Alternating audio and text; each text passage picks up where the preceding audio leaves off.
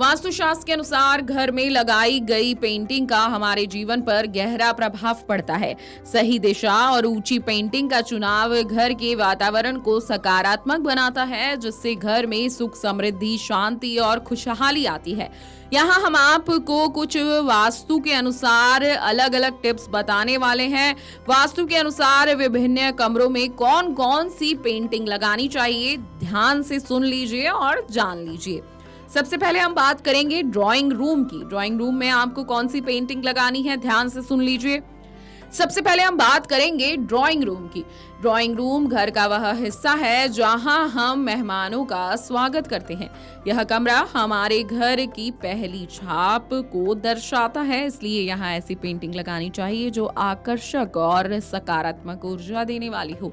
वास्तु के अनुसार इस कमरे में जलप्रपात, सूर्य की किरणें या हंसते हुए बुद्धा की प्रतिमा की पेंटिंग शुभ मानी जाती है। ये चित्र न केवल सौंदर्य बढ़ाते हैं बल्कि घर में शांति और सौभाग्य भी लाते हैं। शयन कक्ष में कौन सी तस्वीर होनी चाहिए, सुन लीजिए। शयन कक्ष वह जगह है जहां आप अपने जीवन साथी के साथ निजी पल बिताते हैं और दिन भर की थकान मिटाते हैं। इसलिए इस कमरे में ऐसी पेंटिंग लगानी चाहिए जो आपके संबंधों को मजबूत और मधुर बनाए। प्रेम और सौहार्द को बढ़ावा देने के लिए रोमांटिक जोड़ी की पेंटिंग, गुलाब के फूल या शांतिपूर्ण प्राकृतिक दृश्य जैसे झील और चंद्रमा की तस्वीर लगाना शुभ माना जाता है। बेडरूम में हिंसक, उदासी भरी या संघर्ष दिखाने वाली कोई पेंटिंग ना लगाएं। रसोई घर सभी महिलाओं के लिए बेहद प्रिय जगह होती है। अब रसोई घर में आपको कौन सी पेंटिंग लगानी है, सुन लीजिए। रसोई घर को वास्तु में अन्नपूर्णा का स्थान माना गया है, जहां भोजन पकाया जाता है और परिवार की सेहत की देखभाल की जाती है। इस स्थान को सकारात्मक ऊर्जा से भरने के लिए रसोई में फल, अनाज या पकाए गए व्यंजनों की पेंटिंग लगाई जा सकती है। इससे घर में समृद्धि और स्वास्थ्य में वृद्धि होती है। आग या युद्ध के दृश्य वाली पेंटिंग से आपको बचना चाहिए क्योंकि ये नकारात्मक ऊर्जा प्रदान करती हैं। बच्चों के कमरे में कौन सी पेंटिंग लगानी है, सुन लीजिए। बच्चों का कमरा उनके मानसिक और शारीरिक विकास के लिए महत्वपूर्ण स्थान है। बच्चों के कमरे में पेंटिंग्स का चुनाव उनके व्यक्तित्व को पसंद के अनुसार किया जाने वाला होना चाहिए।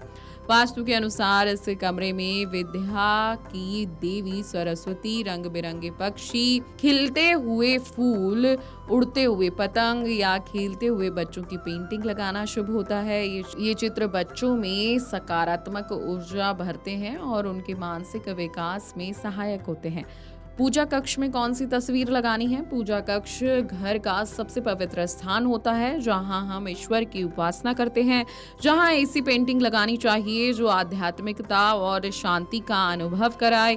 देवी देवताओं के चित्र या उगते हुए सूर्य की पेंटिंग लगाना अत्यंत शुभ माना गया है। ये चित्र न केवल पूजा स्थल की ऊर्जा को शुद्ध करते हैं बल्कि घर में सकारात्मकता भी लाते हैं। मुख्य द्वार पर कौन सी पेंटिंग लगानी चाहिए, सुन लीजिए। मुख्य द्वार घर का प्रवेश बिंदु होता है और यह घर में आने वाली ऊर्जा को निर्धारण करता है। इसलिए यहाँ ऐसी पेंटिंग लगानी चाहिए जो समृद्धि और सकारात्मकता को आमंत्रित करे।